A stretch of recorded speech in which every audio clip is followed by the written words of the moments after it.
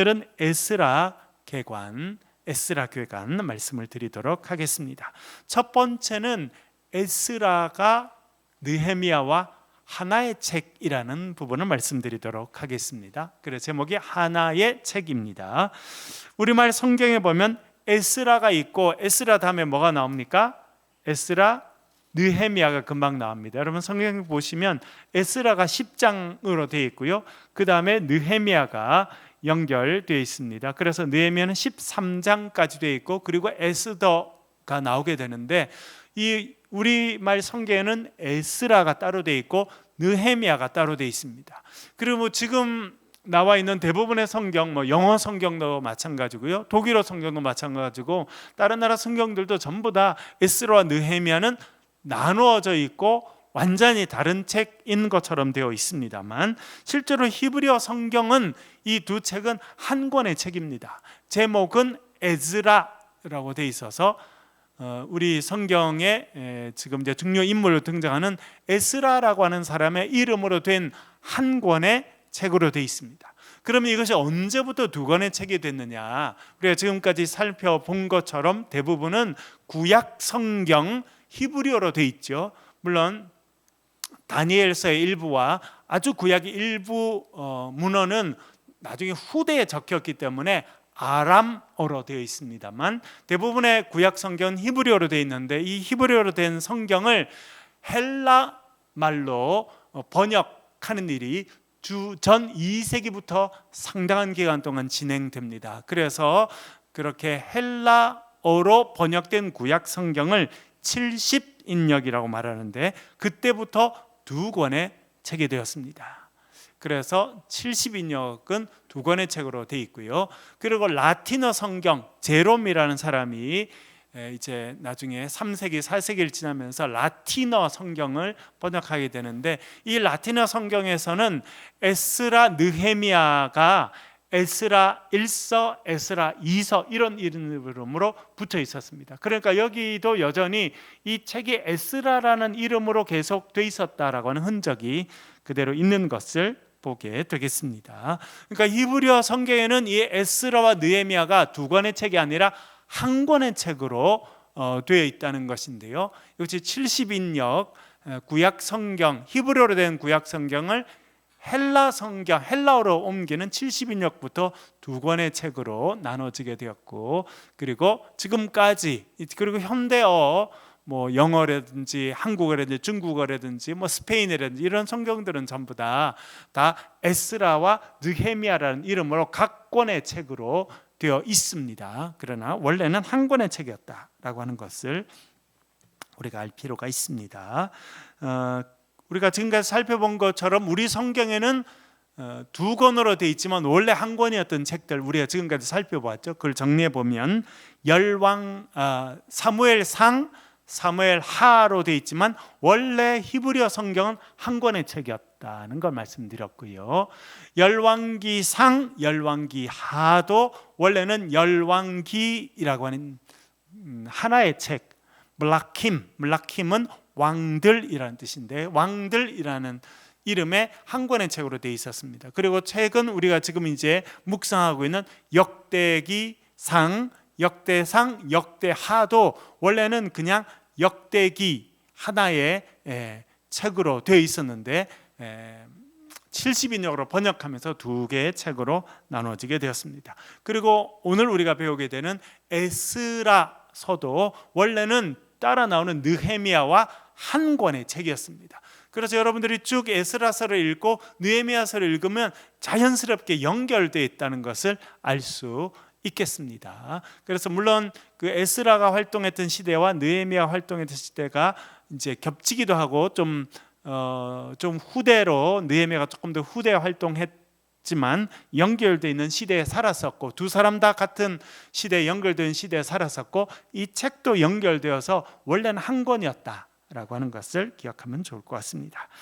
그리고 우리가 지금 역대상, 역대하 읽고 지금은 역대하를 매일 두 장씩 읽으면서 묵상하고 있는데, 이 역대하 다음에 에스라서가 연결되어 있고 에스라서 뒤에 느헤미야가 연결되어 있는데, 이 네 권의 책, 지금 우리 개역 성경, 우리가 지금 쓰고 있는 이 개역 성경, 지금 대부분의 현대어로 번역되는 성경은 역대상, 역대하, 그리고 에스라, 느헤미야, 이렇게 네 권의 책으로 되어 있었는데 아마 이 책이 어떤 데는 한 권이었을 가능성이 있다, 이렇게 학자들은 생각합니다. 말씀드린 것처럼 역대상, 역대하는 원래 한 권이었습니다. 그래서 흐름이 똑같습니다. 말씀드린 것처럼 에스라와 느헤미야도 한 권의 책이었습니다. 번역하면서 두 권을 나눈 것입니다. 그러면 역대상하, 역대기와 이 에스라, 느헤미야, 이 책들도 사실은 한 권의 책으로 붙어 있었다라고 볼 수 있는 중요한 증거는 성경 안에 있습니다. 그래서 에스라, 느헤미야는 역대기와 같은 사관, 역사의 관점이죠. 그걸 역대기적 사관, 역대기 사관이라고 말하고, 그 역대기 사관으로 적혀진 책을 역대기적 역사서라고 말합니다. 뭐 조금 어려운 표현입니다만, 이 구약 성경에는 사관이 두 개가 있습니다. 사관은 역사를 보는 관점을 사관이라 그렇게 말합니다. 여러분, 북한에 있는 학자들이 역사를 쓰면 어떤 사관으로 써야겠습니까? 공산주의 사관 혹은 무유물론적 사관으로 써야 됩니다. 중국도 마찬가지입니다. 그러니까 종교 역사는 중요하게 다루겠습니까? 다루지 않습니까? 다루지 않습니다. 왜? 유물론 사관에 서서는 종교는 배제합니다. 보이지 않는 세계를 다루는 것들, 종교의 영역들은 제외합니다. 그래서 그런 건 중요하지 않다고 취급하게 돼 있습니다. 그러나 성경은 보이지 않는 하나님의 역사를 중요하게 생각하죠. 그래서 성경을 종교적인 사관으로 이제 기록된 것이 성경입니다. 구약은 특별히 또 두 개의 사관이 있는데, 제가 지난번에도 우리 열왕기 상하와 역대기 상하가 좀 관점이 다르고 강조하는 것이 다르다, 그렇게 말씀을 드렸죠. 그래서 열왕기상, 열왕기하에 보면 다윗이 바세바를 취한 사건이 나옵니까, 안 나옵니까? 열왕기에는 나옵니까, 안 나옵니까? 열왕기는 나오죠. 열왕기는 다윗이 남의 여자, 특별히 자기의 부하의 아내였던 바세바를 취하게 됐고, 그 바세바가 임신하게 됐더니 부하를 불러가지고, 햇사람 우리아를 불러가지고 술을 잔뜩 먹여서 집에 가서 아내랑 잠자라, 이렇게 말했던 게 다 나옵니다. 열왕기는 다 나옵니다. 여러분, 역대상, 역대하를 최근에 우리가 읽고 묵상하고 있는데, 여기에는 바세바 사건이 나옵니까, 안 나옵니까? 안 나옵니다. 다윗 이야기를 많이 하고 있지만 역대기는요, 다윗의 잘못한 이야기는 안 나옵니다. 열왕기에 가니까 여러분, 솔로몬이 이방 여자를 사랑했고 이방 여자를 취했고 이방 여자들이 데리고 온 그런 신을 섬기고 그렇게 우상 숭배를 했다는 것이 열왕기에는 나옵니까, 안 나옵니까? 다 나옵니다. 그래서 우상 숭배의 결과로 나라가 쪼개졌다, 그렇게 다 이야기합니다. 그런데 역대상, 역대하를 읽어보니까 솔로몬이 이방 여자를 취했다는 이야기가 나옵니까, 안 나옵니까? 아예 안 나옵니다. 솔로몬은 너무나 깨끗하게 정결하게 살다가 성전을 지어서 하나님께 잘 봉헌하고 바로 죽은 것처럼 그렇게 나옵니다. 부정적인 것 쓰지 않습니다. 왜 그렇습니까? 역사를 쓰는 역사가의 관점이 다르고 강조하고 싶은 것이 다르기 때문에 그렇습니다. 여러분, 이 땅에 일어나는 일을 모든 걸 쓰는 걸 역사라고 생각하기 쉽지만 실제로 그렇지 않습니다. E.H. 카라고 하는 사람이 쓴 역사란 무엇인가, What is History라고 하는 데서 쓴 표현을 지난번에도 말씀드렸습니다만, 역사가는 마치 시장에 가서 어물전, 생선을 파는 시장에, 거기 생선 가게에 가서 자기가 좋아하는 생선을 주워 담는 사람과 마찬가지다.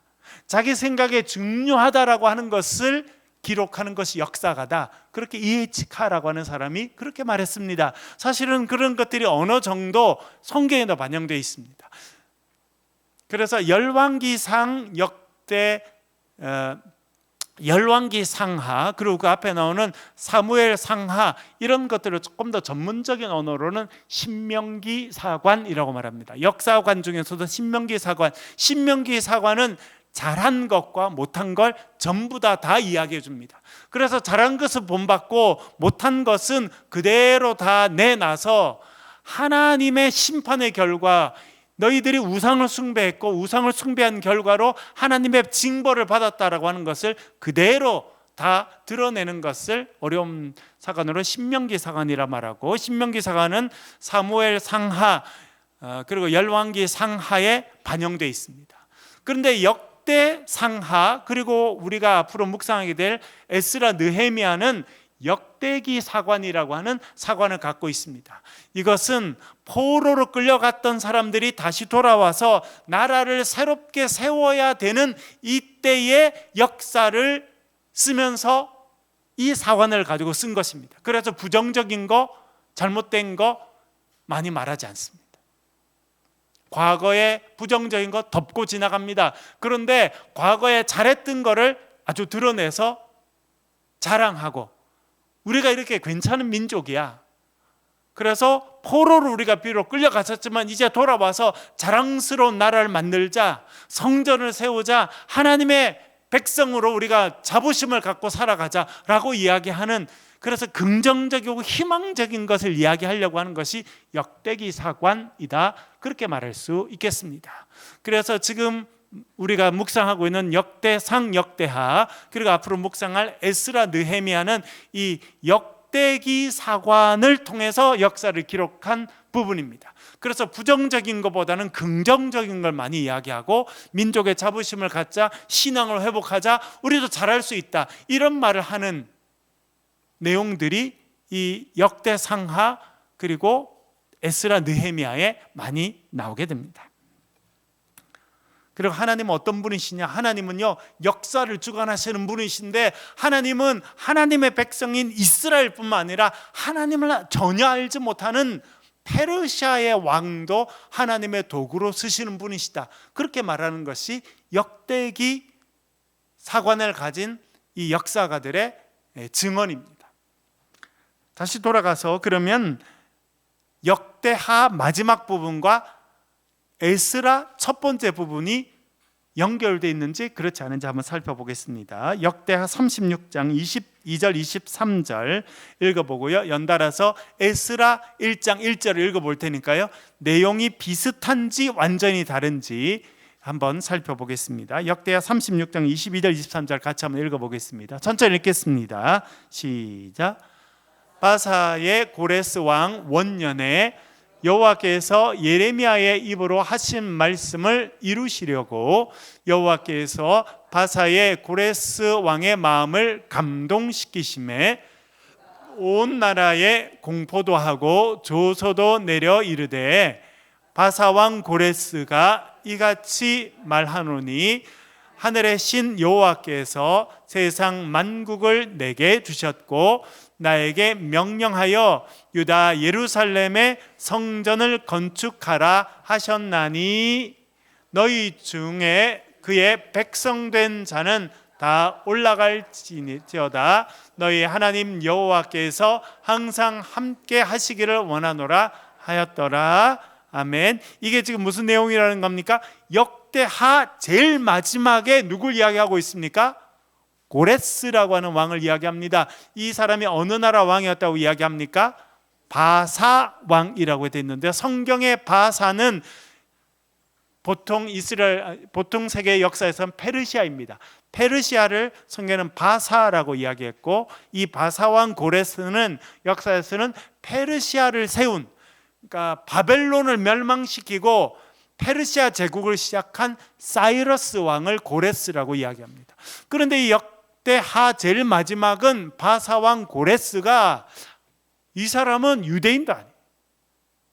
바벨론을 무너뜨리고 페르시아를 건국한 페르시아의 아버지인 고레스이고 완전 이방 사람인데, 여호와 하나님을 인정하는 이방인으로 등장합니다. 그래서 이 사람의 바벨론을 멸망시킨 다음에 바벨론 때에 포로로 끌려왔던 유다 백성들에게 너희들은 고향으로 돌아가라, 예루살렘에 돌아가서 가서 뭘 하라 말합니까? 성전을 재건해라, 다시 지어라, 그렇게 했다라고 지금 역대하 제일 마지막이 이야기하고 있습니다. 그리고 이어진 에스라 1장 1절은 이렇게 말합니다. 같이 한번 읽어보겠습니다. 같이 읽겠습니다. 시작. 고레스 원년에 여호와께서 예레미야의 입을 통하여 하신 말씀을 이루게 하시려고 바사 왕 고레스의 마음을 감동시키심에 그가 온 나라에 공포도 하고 조서를 내려 이르되. 아멘. 중요한 게 또 똑같이 반복되죠. 하나님께서 누구의 말씀을 이루게 하시려고? 선지자 예레미야의 말씀을 이루게 하시려고. 여러분, 예레미야가 뭐라고 말했습니까? 예레미야가 남유다 왕들에게 계속 반복적으로 이야기했죠. 뭐라 말합니까? 바벨론으로 가라.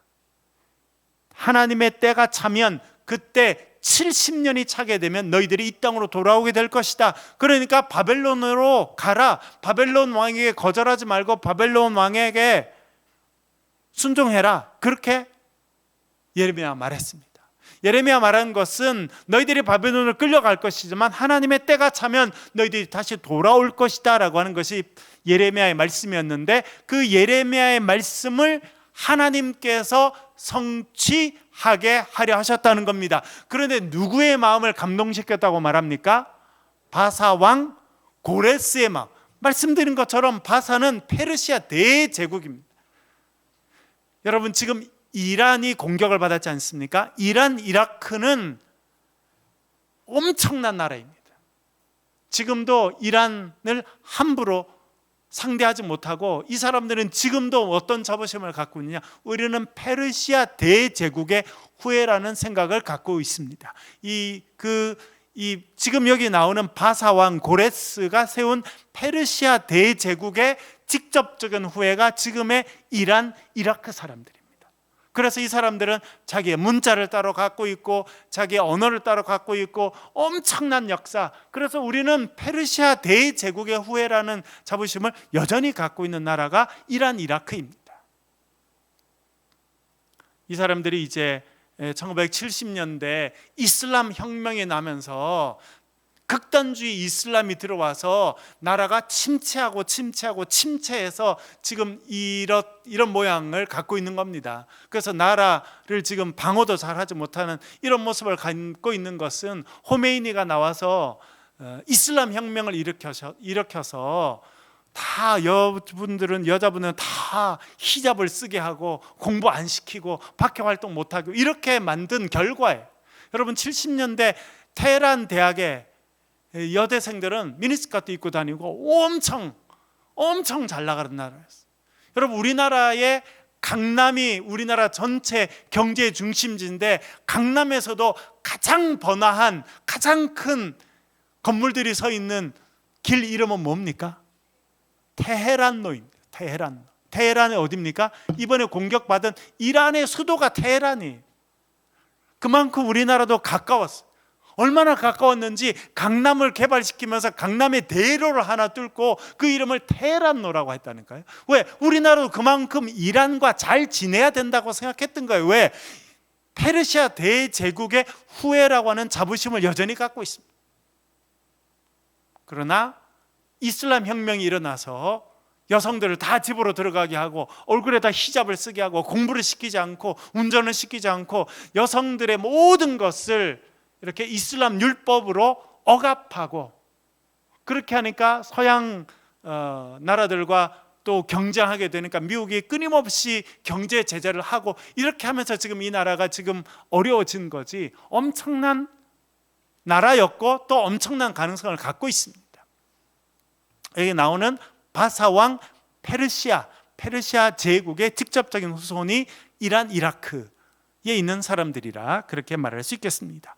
그런데 하나님께서는 예레미야 선지자가 했던 말씀을 이루시기 위해서 페르시아의 일대 왕이었던 고레스의 마음을 움직이셨다는 거예요. 그래서 고레스가 페르시아 제국을 세운 주전 539년에 칙령을 하나 발표하는데, 그것은 무엇이냐면 유대인들은 집으로 돌아가라, 예루살렘에 돌아가서 예루살렘의 성전을 재건해라 라고 하는 칙령을 내리게 됩니다.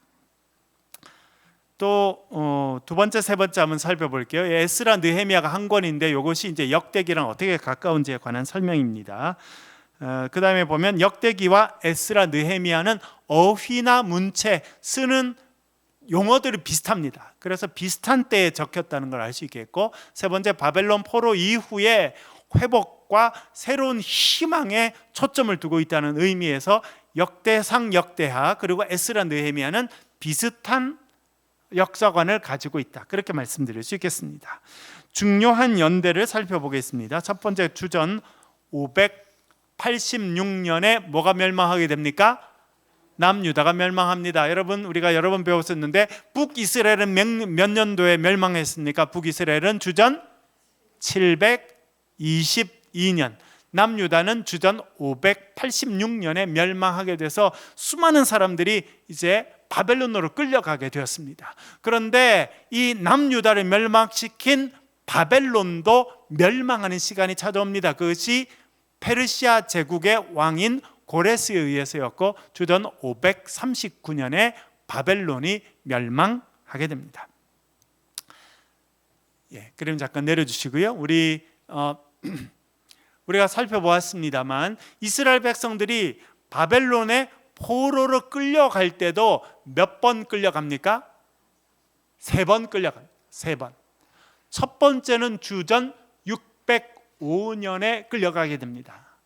605년 바벨론의 왕인 느부갓네살 2세가 와서 유다를 공격하고, 그때는 누구를 붙잡아 갔냐면 귀족들과 엘리트 청년들을 끌고 갑니다. 여러분, 구약 성경에 그때 끌려갔던 엘리트 청년 이야기가 나오죠. 누굽니까? 다니엘과 세 친구가 그때 젊은 귀족으로 바벨론에 끌려갔던 대표적인 사람들, 그 사람들이 끌려갔던 데는 주전 605년입니다. 그런데 그 다음에 다시 한번 주전 597년에 느부갓네살 왕이 다시 와서 이번에는 왕도 끌고 가고 귀족도 끌고 가고 제사장들도 끌고 가게 됩니다. 그래서 주전 597년 두 번째 포로로 끌려가게 되는데, 그때 끌려간 왕 이름이 무엇입니까? 여호야긴이라고 하는 왕, 여호야긴이라고 하는 왕이 끌려가게 되고, 제사장과 귀족들이 또 대대적으로 끌려가는데, 그때 끌려간 유명한 제사장 이름이 무엇입니까?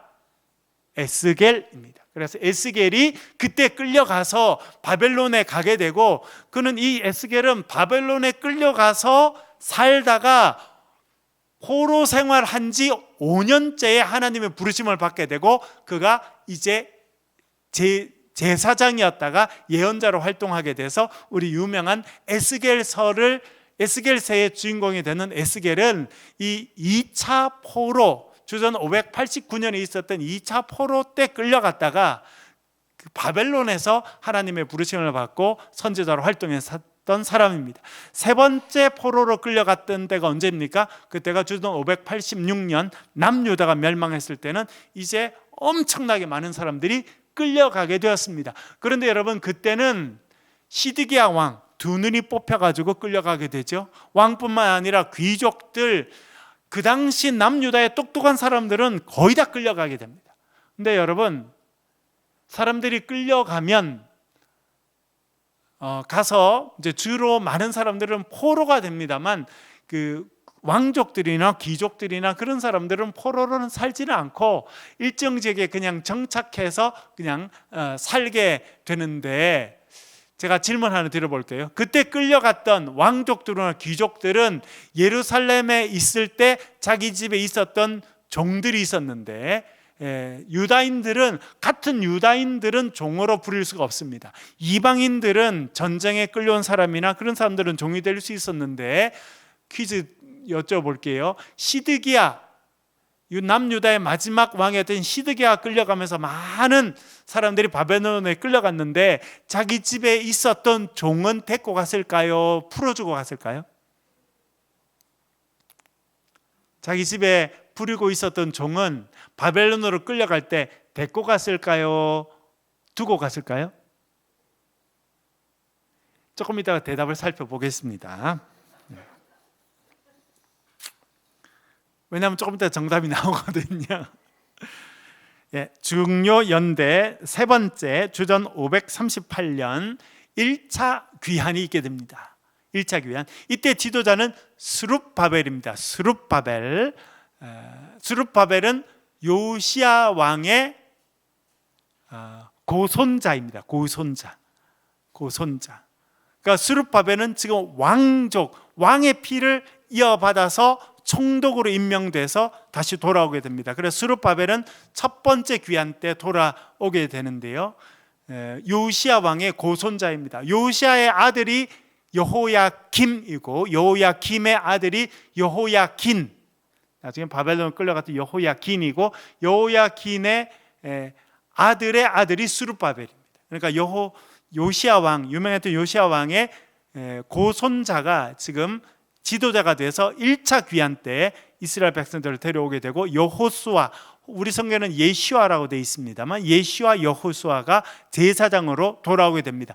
그런데 여러분, 이 1차 귀환에 돌아온 사람은 정확하게 숫자를 써놨어요. 몇 명이 돌아오는지 성경에 나옵니다만 제가 여기 써놨는데요. 유대인 몇 명이 돌아왔다는 겁니까? 42,360명이 돌아올 때 누굴 데리고 왔냐면 종을 7,337명 데리고 왔고, 노래하는 남자 여자를 200명 데리고 왔다는 거예요. 그래서 여기까지 다 치면 약 5만 명이 오게 되는데 구분을 해놨어요. 유대인은 남자 여자 구분 안 했습니다.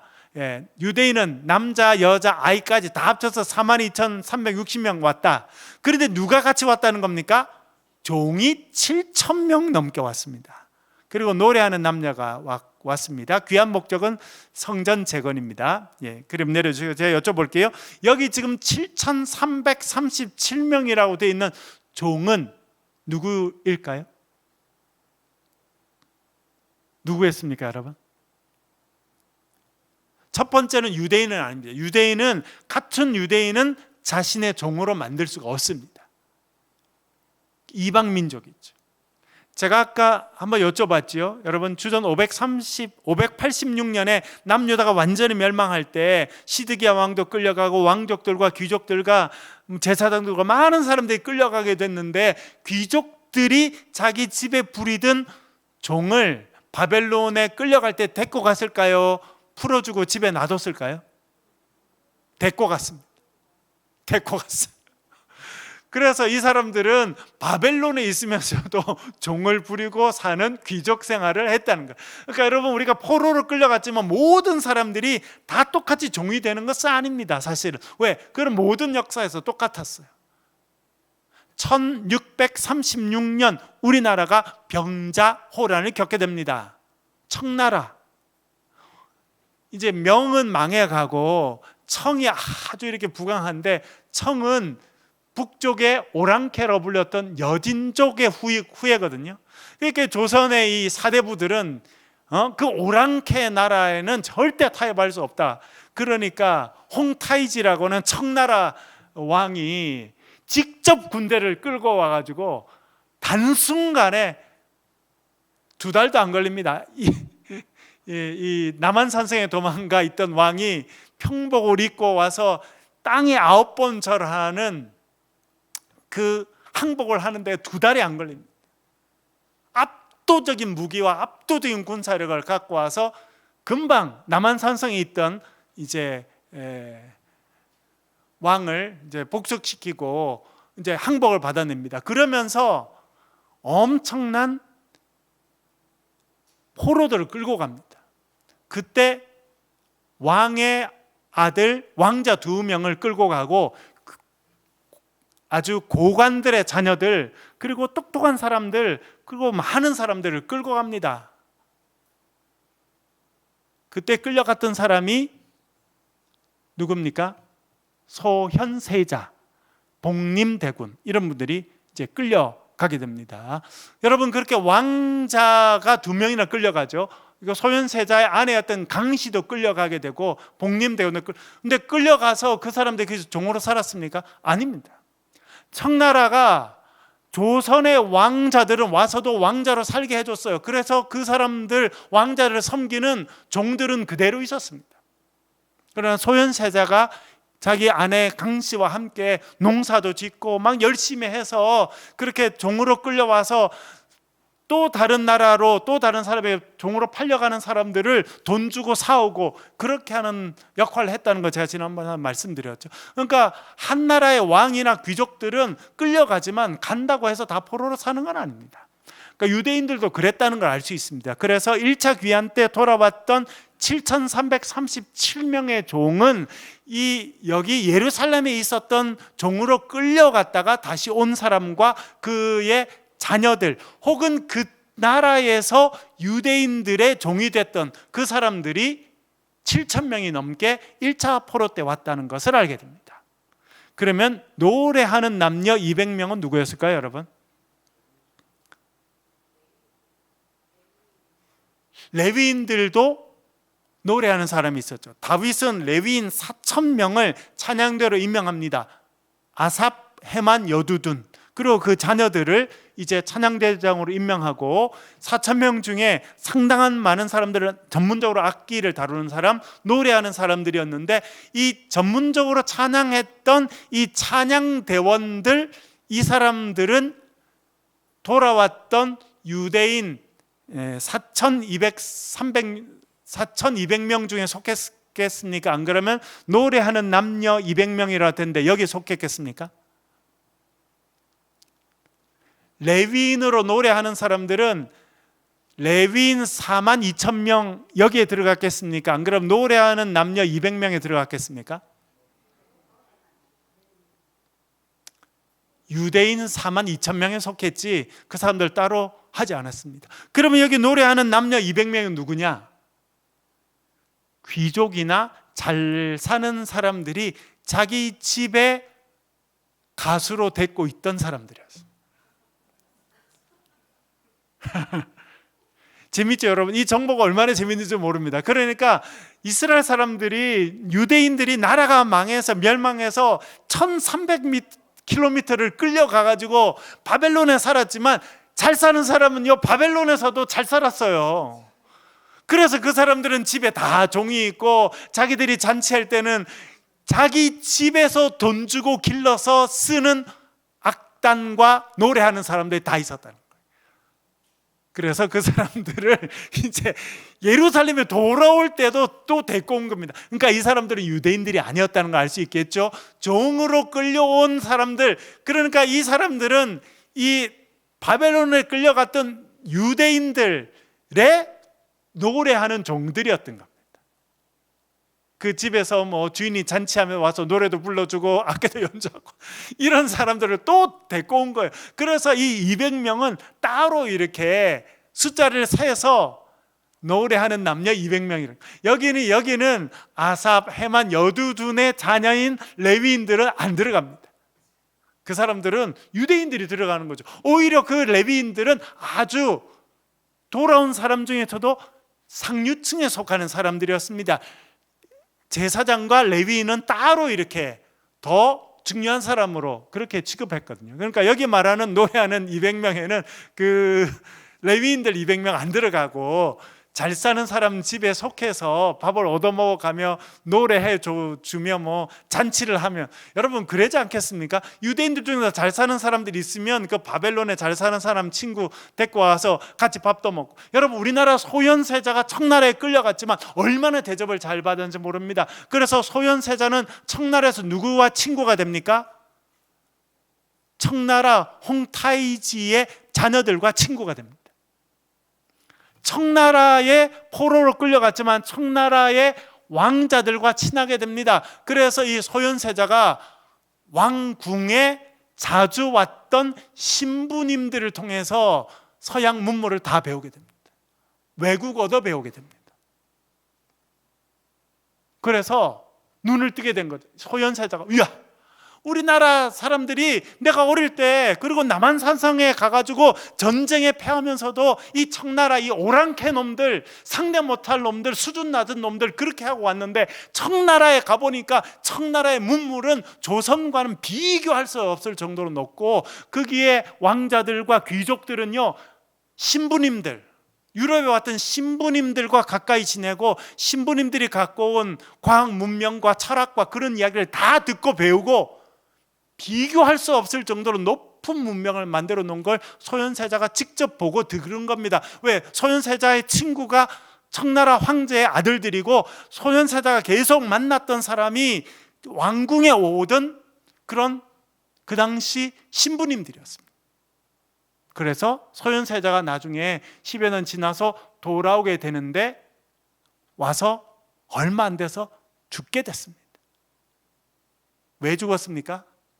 여러 가지 말이 있습니다만 아버지가 너무 청나라화되고 너무 서양화된 이 아들이 왕이 되면 조선의 질서가 무너질 거라 생각해서 죽여버렸다라고 지금 알려져 있지 않습니까? 그러니까 여러분, 이 우리나라 소현세자도 포로로 끌려갔지만 거기서는 왕자 대접을 받고 지냈다는 거예요.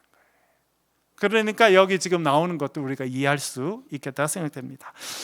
그 다음에는요, 주전 515년 제2성전이 완성됩니다. 이때는 스룹바벨이 와서 세웠다 그래서 스룹바벨 성전입니다. 1차 성전은 솔로몬 성전이었죠. 그러나 솔로몬 성전은 주전 586년 완전히 무너지고 스룹바벨이 1차 귀환해서 많은 사람들과 같이 와서 성전을 건축하게 됐는데 그 해가 주전 515년이고 스룹바벨 성전이라고 불렸습니다. 이 스룹바벨 성전이 예수님 시대까지 있었고 주후 70년 나중에 로마의 황제가 되는 티투스라고 하는 사람이 예루살렘에서 있었던 유대인 반란을 진압하면서 이 성전도 완전히 무너뜨려 버리게 되는데 그때까지 있었던 성전은 2차 성전 스룹바벨 성전이었습니다. 그러니까 주전 515년에 세워진 성전이 주후 70년 무너질 때까지의 시대를 제2성전 시대라고 말하고 예수님께서 걸으시고 보셨던 성전은 이 스룹바벨에 세웠던 제2성전입니다. 물론 이 제2성전을 좀 더 확장시킨 사람은 헤롯 대왕이죠. 그러나 헤롯 대왕은 더 확장시켰지만 기본적으로는 스룹바벨이 세웠던 이 성전이 예수님 시대까지 계속 있었던 성전이었습니다. 세 번째는 주전 458년 2차 귀환이 이루어지게 됩니다. 2차 귀환 때는 에스라, 지금 우리가 이제 묵상하게 되는 에스라라고 하는 사람이 오게 되고 돌아온 사람은 명단이 적힌 사람은 1,500명이었습니다만 남자들만 이때는 카운트를 했기 때문에 여성들과 아이들까지 하면 4,000명에서 5,000명 정도가 돌아왔다고 생각됩니다. 온 목적은 신앙을 회복하고 특별히 율법 교육을 통해서 하나님 백성으로 세우기 위해서 에스라가 돌아오게 됩니다. 그 다음에는 주전 444년 3차 귀환이 있게 됩니다. 3차 귀환의 리더는 느헤미야입니다. 여러분, 우리가 지금 에스라를 공부하죠. 조금 있다가 느헤미야를 읽게 될 것인데 느헤미야는 에스라 다음으로 총독으로 임명받아서 온 사람이 느헤미야였습니다. 얼마나 많은 사람들이 왔을까? 학자들 한 수십 명, 수백 명, 한 100여 명 정도 있지 않을까? 아주 소수의 사람들이 느헤미야 총독을 모시고 돌아오게 되고요. 느헤미야 와서는 성벽, 예루살렘 성벽을 건축하게 됩니다. 그리고 공동체를 회복시키게 됩니다. 전체 구조를 보겠습니다. 에스라, 느헤미야를 한 권으로 생각했을 때 이런 구조라는 겁니다. 에스라 1장과 6장까지는 포로들이 귀환하고 성전을 건축하는 이야기고요. 에스라 7장부터 10장은 에스라의 첫 번째 개혁, 느헤미야 1장부터 7장은 느헤미야의 개혁, 느헤미야 8장부터 10장은 에스라의 2차 개혁, 그리고 느헤미야 11장부터 13장은 느헤미야 2차 개혁, 그렇게 할 수 있겠습니다. 에스라와 느헤미야를 한 권으로 봤을 때요. 우리가 곧 묵상하게 될 에스라의 구조를 잠깐 보겠는데요. 1장과 2장은 귀한 사람들이 몇 명인지 누군지 이야기합니다. 3장과 4장은 1차 귀환의 목적은 성전을 재건하는 것이었기 때문에 성전 건축을 시작했지만 방해 세력이 일어나서 오랫동안 성전 건축이 멈추게 됩니다. 그랬다가 5장과 6장에 보면 이제 다리오 왕 때 다시 건축을 하라 허락을 해줘서 건축이 재시작되고 건축이 완성됩니다. 이때가 주전 515년입니다. 그리고 7장부터 10장까지는 에스라가 행한 1차 개혁의 이야기가 나오는데 중요한 문제가 이방인 아내와 아이들이었습니다. 그러면 내려주시고요. 에스라가 돌아옵니다. 학자 겸 제사장이었던 에스라. 이 에스라는 제사장 아론의 16대 손입니다. 그리고 다윗 시대의 중요한 제사장이었던 사독의 직계 후손이었습니다. 이 사독이라는 제사장의 후예가 예수님 시대의 사두개인이 됩니다. 사두개인 비슷하죠. 이 사독은 이 다윗 시대의 유명한 그런 제사장이었고 이 에스라는 이 사독의 직계 후손입니다. 그도 그의 부모님이 이제 바벨론으로 끌려갔죠. 그래도 바벨론 끌려가도 그기도 제사장 집안은 계속 제사장이 되니까 바벨론에 태어나도 그는 제사장 역할을 하게 됩니다. 그래서 바벨론에서 태어나서 성장해서 돌아온 사람이 에스라입니다. 그런데 여러분, 주전 586년에 끌려가게 되고 지금 에스라가 돌아온 때는 언제라는 겁니까? 458년. 그러니까 586년에 끌려가서 456년이니까 지금 120년 이상 됐죠. 부모가 끌려가서 그 자녀를 놓고 그 당시는 18, 19, 20번 결혼했기 때문에 20년에서 30년이 한 세대입니다. 그러니까 여러분 120년이 되면 6대가 지났다고 생각할 수 있어요. 6대, 5대 내지 6대. 그게 벌써 바벨론에 끌려가서 바벨론의 산지가 5대, 6대 됐는데도 에스라는요 완전 유대인입니다. 왜 그렇습니까? 제사장 집안 사람들이 그렇게 교육을 잘 시킨 거예요. 외국의 산지가 지금 100년이 넘었는데도 히브리어를 가르치고 율법을 가르치고 하나님 섬기는 걸 잘 가르칩니다. 그 교육을 받은 에스라가 지금 돌아와서 예루살렘을 율법의 말씀으로 새롭게 개혁하는 일을 하고 있는 거예요. 그것마다 참 대단하죠. 여러분, 지금 이스라엘이 전쟁을 하고 그러는데 한편으로는 이 쬐끄만 우리나라 전라남북도밖에 안 되는 나라가요 최근에 가자 전쟁했죠, 시리아 전쟁했죠, 레바논 전쟁했죠, 지금은 또 이란. 여러분, 이란은 이스라엘보다 100배 좀 큽니다. 땅 크기만 하면. 그런데 상대가 안 됩니다. 왜 그래요? 이 이스라엘 사람들이 또 갖고 있는 엄청난 민족성과 이 독특함이 있어요. 그러니까 이 에스라는 사람이 부모, 그 조상들이 벌써 바벨론에 살았는데도, 바벨론에 산지 120년이 됐는데도 에스라는 딱 돌아오면 전형적인 유대인으로 계속 살고 있는 거예요. 그래서 그가 와서 개혁을 하는 겁니다. 그게 어떻게 보면 유대인들의 아주 특별한 민족성이기도 하고 이 신앙의 힘이기도 합니다. 그래서 그는 학자 겸 제사장 집안에 태어났는데 그런 공부를 많이 합니다. 그래서 학자로서 돌아옵니다. 와서 율법을 가르쳐주고 이스라엘 백성을 새롭게 세우는데 문제가 하나 있어요. 그건 뭐냐니까 보니까 이방 아내와 사는 제사장도 있는 거예요. 심지어 제사장 중에도 제사장들은요 정결한 유대인 처녀하고만 결혼할 수 있었습니다. 그런데 와보니까 과부랑 결혼한, 그 당시에 과부랑 결혼한 사람뿐만 아니라 모압, 암몬, 이방 여자랑 결혼한 제사장도 있는 거예요. 제사장들이 그러니까 레위인들, 뭐 일반 백성들 말할 수 없습니다. 그래서 지금 에스라가 와서 한 개혁은 이방인 아내와 이방인 아내 사이에 태어난 아이들을 어떻게 할 것이냐에 대한 문제입니다. 이것은 아주 중요한 문제가 됩니다. 여러분, 왜 에스라는 와서 이 문제를 중요하게 다뤘을까요? 왜 중요하게 다뤘겠습니까? 쭉 올라가면 이방인 아내와 살면서 문제를 일으킨 사람이 누구였어요? 대표적인 사람이 솔로몬이죠.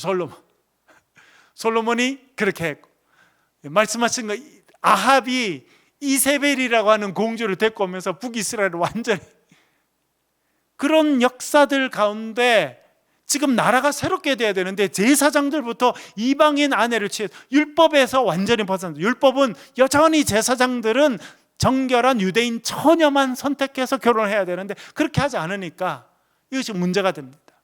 그래서 에스라가 와서 한 일은 이방인 아내와 그 자녀들에 대한 그런 문제들을 해결하는 것부터, 그것을 중요한 문제로 또 다루게 된 것이 에스라에 나오는 부분입니다. 그렇게 에스라가 와서 새롭게 이스라엘을 세우는 부분이 에스라에 나오게 됩니다. 여러분 앞으로도 이런 걸 기억하면서 말씀 묵상하면 좋을 것 같습니다. 우리 한번 기도하겠습니다.